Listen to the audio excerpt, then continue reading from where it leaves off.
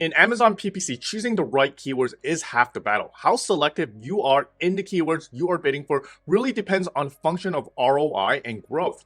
Picking too long tail of a keyword can hurt your growth, but too competitive of a keyword can mean a very high cost per click and not getting an acceptable ACoS. But I am here to tell you that you can actually include these highly competitive keywords inside your campaigns, and I will show you how I deal with these competitive keywords to achieve the highest ROI. So if you're looking for profitable Amazon PPC strategy, stay tuned.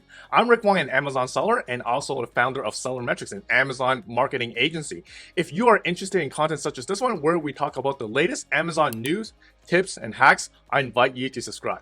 Okay, so a lot of times what separates the experienced Amazon PPC manager versus the one that are not that experienced is how an experienced manager can segment keywords and form and separate strategies and tactics around that. For example, how ones deal with a long tail versus a very competitive, or what we also call a short tail keyword. For example, let's just say I'm selling a yoga ball, right? A long tail keywords, right, could exactly describe what I'm selling. So for example, 55 centimeters green yoga ball versus just yoga, right? A very broad short tail keyword. Those lies the key difference between long tail and short tail keywords. Okay, so let's dive right in. Look into a list of keywords, right? So right here, let's go to our screen right here with the list of keywords in my Amazon PPC campaign. Let's describe exactly what is a key difference between long tail and short tail keywords. So a long tail keyword is basically 100% relevant to what you're selling. So you can see right here, this one is a highly relevant keyword that is long tail. That describes exactly what I'm saying. You can see the ACoS super low, right? So let's just say I'm selling this yoga ball, right, at 65 centimeters. And basically what this keyword does is describe what I'm selling to a T, right? So it matches exactly what the customer is searching for. So the ACoS in a lot of times would be really low, and you can see the cost per click is also reflected to the long tail of this keyword right here. And the bid for these keywords a lot of times are very low, but at the same time, you can tell that the impressions for these keywords are not really high. So let's just say if I actually click on impression here, you can see the impression relative to the other keywords is really low. It's basically just one impression for this particular search term or slash keywords. One impression, one click, 3 sales, right? So very exact. The conversion rate is really high, obviously. So these are what we call the long tail keywords. And normally they're around 3 or more keywords long. So you can see this is 4 keyword. I would consider this long tail. I would kind of consider 3 as long tail, but a lot of times if a very competitive space, it might not be a long tail. A 3 word could be very competitive if it's a very competitive niche. Let's compare that to what a short tail or very competitive keyword is. So a lot of these short tail competitive keywords are 2 words or less, right? So on the other side of the ACoS spectrum, so you can see some of these 2 keywords, right? 3 keywords, 2 keywords. You see the ACoS is much higher than the long tail keywords, right? So a lot of times I would categorize a competitive short tail keyword as 2 words or less, or it could be even a 1 word keyword, right?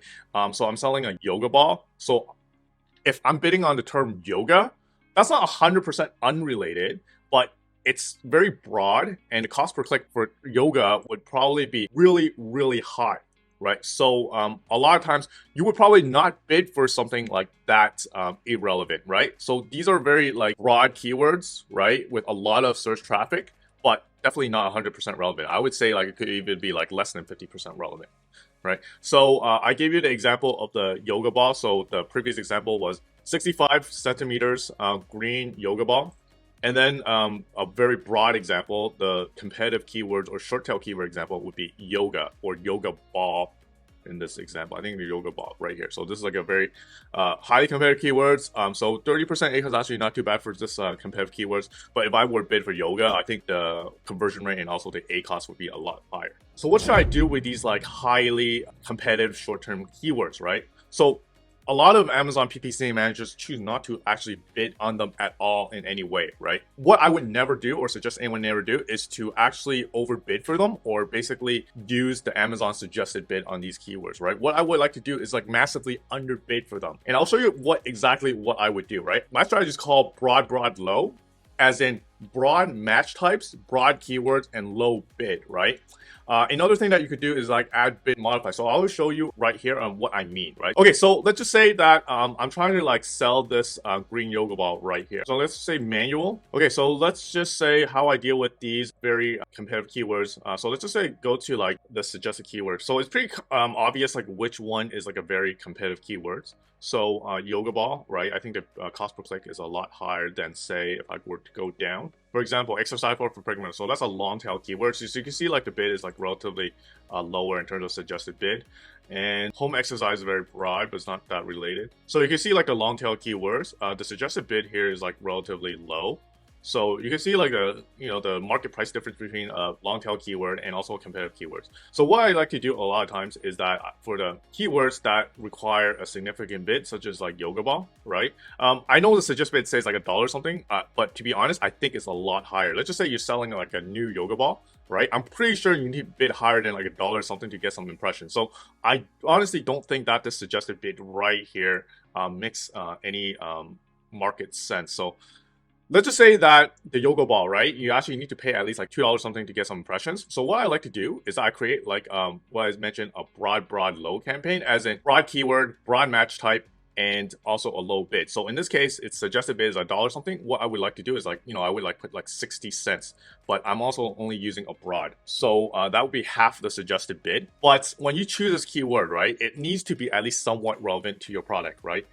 Because if you're actually bidding on a keyword that is too broad, I think maybe yoga would be too broad, then in that case, even though you have like a very low CPC, your conversion rate would be so low that your ACoS for the campaign would be really high. Another thing you could do is that you could do what we call broad modifiers, right? So what broad modifier is that? So let's just say my broad would be like plus and then yoga ball, right? So what I'm saying is that broad match type, right? It's telling the Amazon algorithm it's more of like a bit of like a free for all, anything related.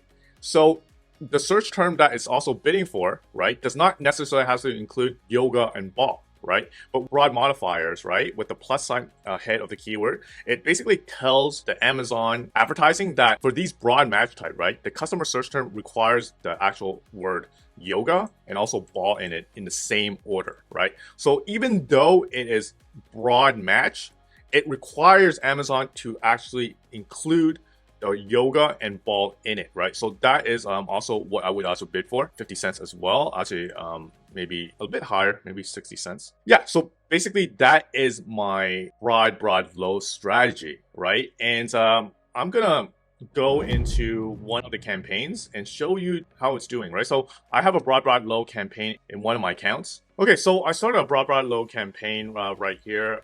So you can see like I have like a broad match. And this keyword right here, I'm not going to reveal it. It's a pretty competitive keyword, right? So right now, we have been able to make 3 sales at a cost per click of around like 89 cents, right? It's a highly competitive keyword. So the cost per click, even though it's low, it's going to be like relatively high. And we should achieve an ACoS of like 32%, although not the best, right? But it allows us to kind of bid for a competitive keyword at a reasonable ACoS and start getting sales. And the great thing about this with the broad is that, you're able to collect a lot of data of what converted, right? Because you're allowing the Amazon algorithm on broad to basically go out there and search for new customer search term that is like somewhat related to the main seeded keyword, right? Which would be the competitive keyword that you'll be using. Anyways, I hope that I've given you good suggestions on how you could actually deal with some high cost and lower relevant keywords. Though this doesn't work all the time, but for these campaigns that does work, you can see a lot more incremental PPC sales at a low ACoS with these broad low campaigns, right? Lastly, if you're an Amazon seller and want to grow your business, schedule a discovery call with me in the link below. We are an Amazon marketing agency that helps our client grow their business profitably. Until the next video drop, happy selling.